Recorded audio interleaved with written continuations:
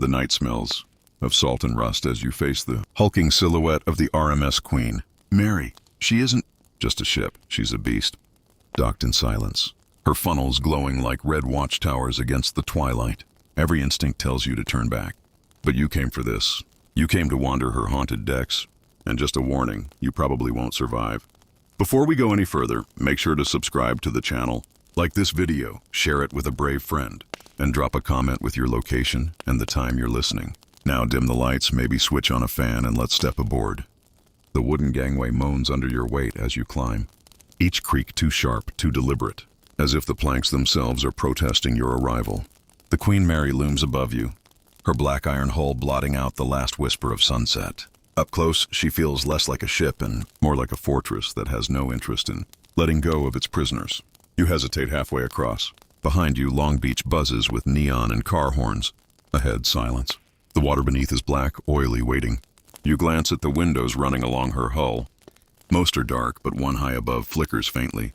Too early. Too far. Too wrong. By the time your shoes touch the deck, the city's noise has vanished. Not muffled, vanished.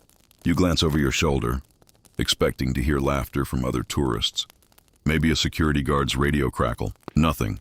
Just the ship and her long, patient silence. The planks feel warmer than the night air. Odd, given the chill. You rub your palm along the polished rail, only to yank it back at a sudden vibration. Not strong, not mechanical, more like a heartbeat. You laugh under your breath. Ships don't breathe. Ships don't watch. And yet you feel observed, as if the Queen herself leans closer, curious about her newest trespasser. You start forward, your footsteps tapping lonely echoes along the length of the deck. The sound doesn't fade properly. It bends, repeating back, like someone follows half a beat behind. The guidebook you'd skimmed earlier comes to mind. The Queen Mary carried Hollywood stars and royalty across the Atlantic, later transformed into a gray ghost during World War II, ferrying soldiers in cramped bunks. Scholars still argue whether that transformation cursed her fate or merely etched sorrow into her iron bones. Either way, history weighs heavy here. The night deepens. Above, the funnels glow dull red, as if embers smolder inside. A gull cries in the distance, then cuts off mid-screech, swallowed by the air. The silence after feels like a hand pressed over your mouth. You edge toward the starboard rail and peer down. The black Pacific swallows the reflection of city lights, leaving nothing but shifting shadows. For a flicker, you imagine yourself toppling over, sinking into that ink. And almost on cue, the deck beneath you shudders faintly, just enough to break your grip on the rail. Not funny, you whisper to no one. A soft clang rings out behind you. Metal on metal. You turn, heart hammering. The deck stretches empty in both directions. Ropes coiled neatly, lifeboats looming overhead. Nothing moves, but your pulse doesn't slow. Something drifts across your vision, a pale flutter like fabric stirred by wind.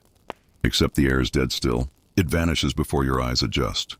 You chuckle nervously, shaking your head. Lady in white already? Come on, that's too soon. But the chuckle doesn't sound like yours alone. The echo lingers, bending, reshaping into another laugh, softer, mocking. You freeze. The air cools as you continue down the deck. A smell rides the stillness. Faint smoke, sweet and acrid. Not sea air, not tar, fire. You cough instinctively. The guidebook mentioned wartime fires aboard, didn't it? Maybe you've inhaled one of the ship's memories. Maybe she's exhaling them for you. Ahead, a sealed hatch glimmers under the deck lamps. For a second, you swear a shadow moves across it, darker than the steel. You blink, gone. The silence presses thicker, the kind that carries weight. You hear your heartbeat in your ears, your breath too loud, too ragged. You slow, almost tiptoeing now. Not because you want to, but because the ship demands it.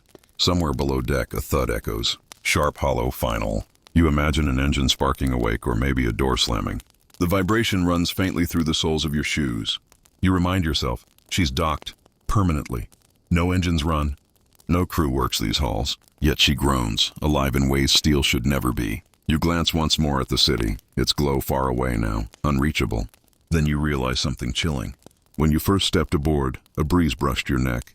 Since then, nothing. The air hasn't moved, not once. And the Queen Mary hasn't let you go.